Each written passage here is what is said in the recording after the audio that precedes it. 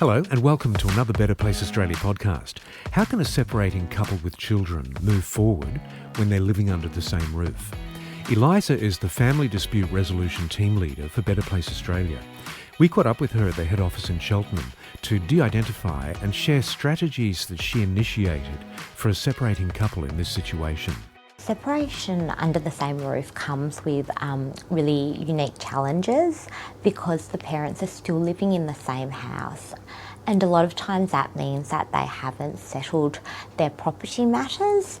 So there are all sorts of competing priorities around care arrangements and also doing a property settlement as well. Gosh, it must be a difficult scenario when they're still living in the same house and they're separated. Absolutely. I think a lot of times that's a practical arrangement while parents are considering what their next steps are going to be and what that separation is actually going to look like. So what were the steps for the mediation? Sure. So in all our mediations, we want to make sure that parents feel really safe and comfortable to participate, which is where our risk assessment comes in. So we do that as part of our intake assessment. We ask questions around safety, communication, and all those sorts of things, levels of conflict, disagreements. So it's quite thorough in terms of capturing each parent's perspective on what's happening and what's taken place previously. We then assess whether the matter is appropriate for mediation, and what we want to do is make sure people feel safe and able to effectively engage in the process and have these really important conversations. Was there much tension? I think at the end of every separation, no matter how amicable it is, there is a certain level of tension, but it's also about the practitioner being able to talk to the parents about what supports that they might need. So we are very lucky in that Better Place delivers a range of services, and those include counselling for parents and also counselling for children as well. So we can identify and make those referrals within our organisation. So we're really fortunate in that respect. Were there any hiccups that happened along the way that we can learn from? Yeah. So given that, as I said, there were these sort of competing priorities around care arrangements for the two children and also settling their property, the difficulty within that was that Dad didn't really have a clear path forward around where he was going to move to and what that would actually look like for him once the parents separated. So when we were trying to discuss arrangements for the children, we had to consider things like, well, if Dad moved half an hour away, how would the children get to school? Was that going to work? And all those practical things, along with balancing the children's needs and best interests. So what they decided to do is that they decided to put an interim arrangement in place to give themselves and the children some structure and stability, and a bit of a safety net around, well, when Mum and Dad separate and Dad moves out, which is what they were planning, the children knew that they were going to still be able to see both their parents, have time with them and communicate with them, which I think was really reassuring for the children and the parents. Yeah. And what was the outcome then? The outcome was that the parents decided that they would return once they had settled the property and had a couple of months living apart, and then they would consider what was working, what wasn't working, and then review their agreement and adjust anything as required. Right. And so did it seem fairly amicable? A lot of the times, things can be a little bit up and down after parents separate. Just like in a relationship, sometimes things can be up and down. It's the same post-separation.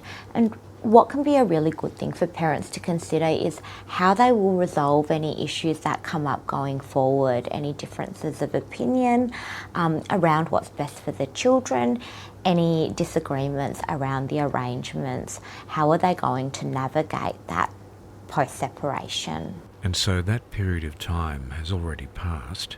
Yes. So they came back, and tell us about how that unfolded.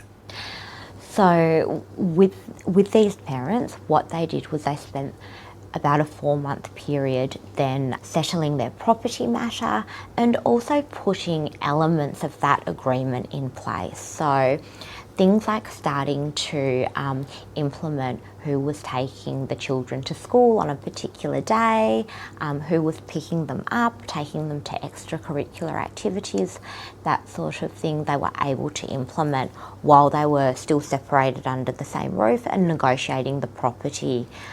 About 6 weeks after they had finalised their property agreement and Dad had moved out, then what happened was that they were able to trial the arrangement for a 6-week period and look at what needed adjusting and what didn't and what was working well. So it really gave them a bit of scope to spend that 4-month or 5-month period with the children while they were still separated under the same roof, consolidating the arrangement, what would happen, discussing that with the children, and then putting that into practice. So when they came back together, how did it all go? It went really well. So a bit of time had passed since they separated, in terms of since the initial separation.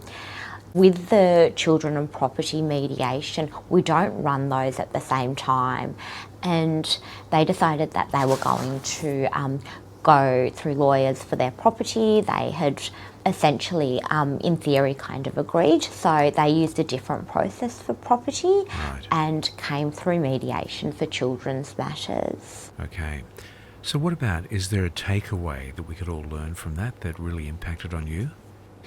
I think the takeaway from that is probably that I guess everyone's situation is unique and everyone's circumstance is going to have unique needs and challenges, and with post-separation arrangements, it's never a one-size-fits-all kind of solution. You really need to negotiate arrangements that are going to work for your family and work for your children and your commitments as well. And that can be a difficult balance. Yeah. But the key thing is always to consider what is in your children's best interest and what do they really need and what's going to work for them. Yeah, wow. So what about for someone who is listening, how can they get professional help if they're in the same situation? Yeah. So what they can do is ring Better Place Australia. Our intake team will have a discussion with them and identify what they might need and what services they might require, and then book them in for an intake assessment appointment with one of our FDR practitioners. That's Eliza, Family Dispute Resolution Team Leader for Better Place Australia. For help with family dispute resolution, go to the website betterplaceaustralia.com.au.